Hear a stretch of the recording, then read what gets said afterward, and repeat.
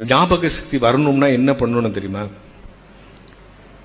நீங்க daily night படுக்க போறீங்கல்ல, எல்லா வேலையும் முடிச்சுட்டு பெட்ல அப்படி படுக்க போறீங்கல்ல, அப்படி படுக்கிறதுக்கு முன்னால கொஞ்ச நேரம் உட்காந்து ஒரு 2 மினிட்ஸ் உட்காந்து அன்னைக்கு காலையில இருந்து என்ன நடந்துச்சோ அதை அப்படியே ஒரு தடவை நினைச்சு பாருங்க. காலையில் எழுந்தோடனே மோட்டர் போடலன்னாங்க, அப்புறம் போய் மோட்டர் போட போனோம். மோட்டர் போட்டு கொஞ்ச நேரத்தில் கரண்ட் கட் ஆச்சு.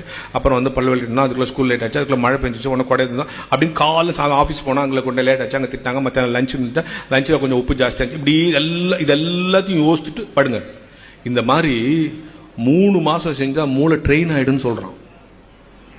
மூளையை ட்ரெயின் பண்ண கற்றுக்கிறது தான் மிகப்பெரிய கலை. அப்படி ட்ரெயின் பண்ணுறதுக்கான டிப்ஸை கொடுக்கறது தான் புத்தகம்.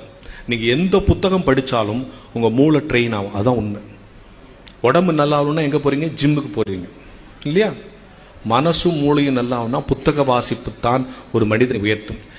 எல்லாம் யோசித்து பாருங்க, இந்த உலகத்துல எவ்வளவு விஷயங்கள் நடக்குது. எல்லா விஷயம் டெய்லி ஒரு புத்தகம் எடுத்தா அந்த புத்தகத்துல எனக்கு தெரியாதது இருக்காதுன்னு நீங்க நினைக்காது. ஏதாவது ஒரு விஷயம் உண்மையிலேயே நம்ம மனக்குள்ள இருக்கும். எதுல இருந்து கத்துக்கலாம், எதுகிட்ட இருந்து கத்துக்கலாம். அதான் ஒரு விஷயம். இன்வால்வ்மெண்ட் தான் முக்கியம்.